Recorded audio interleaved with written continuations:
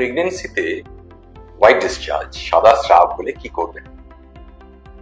এখানে প্রথমে বলে রাখি, সারা প্রেগনেন্সি জুড়েই একটা সাদা স্রাব বা ডিসচার্জ হওয়াটা কিন্তু খুব স্বাভাবিক, কিন্তু সেটা হবে একদম ক্লিয়ার এবং কোনো অফেন্সিভ স্মেল থাকবে না এবং কোনো ইরিটেশন হবে না লোকাল পার্টসে। এটা হচ্ছে সার্ভাইকাল ডিসচার্জ, মানে ইউট্রাসের একটা অঙ্গ সেখান থেকে ডিসচার্জ হয়। এটা কিন্তু স্বাভাবিক, সেটা হরমোনাল ওঠানামা তারতম্যের জন্য একটু কম বেশি হতে পারে, এটা অল থ্রু প্রেগনেন্সি। কিন্তু যদি দেখা যায় যে এই স্রাবটাতে একটা অফেন্সিভ ডিসচার্জ আসছে এবং লোকাল প্রাইভেট পার্টসে একটা ইরিটেশন হচ্ছে, তাহলে বুঝতে হবে কোনো একটা ইনফেকশন হয়েছে। প্রেগনেন্সিতে কিন্তু যেহেতু ইমিউনিটি কম থাকে, তাই ইনফেকশন হওয়াটা খুব কমন। এই ইনফেকশনটা ব্যাকটেরিয়াল হতে পারে বা ফাঙ্গাল হতে পারে।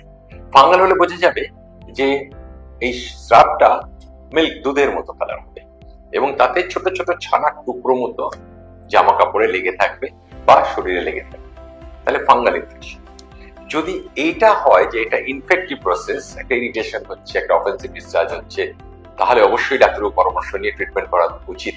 তার কারণ হচ্ছে এইসব ক্ষেত্রে দেখা গেছে প্রিটার্ম, প্রিম্যাচিওর লেবার, তার মানে অসময়, ডেটের অনেক আগে লেবার পেন উঠে যাবার একটা প্রবণতা থাকে, অথবা ওয়াটার লিকে জল ভেঙে যাবার একটা প্রবণতা থাকে এই ইনফেকশনের জন্য।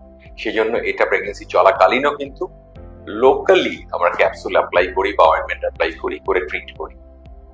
আরেকটা ধরনের যেটা সাদা স্রাব হয় সেটা হচ্ছে যে ওয়াটার লিকেজ বা বাচ্চাটা যে জলের থলের মধ্যে আছে সেখান থেকে ওয়াটার ব্রেক করে যাওয়া। সেটা কিরকম হবে?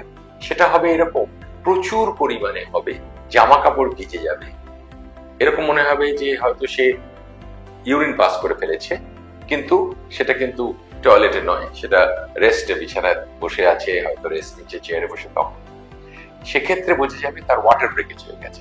এটা ইউজুয়ালি লাস্ট 3 মাসের মধ্যে হয় বা লেবার পেন ওঠার আগে হয়।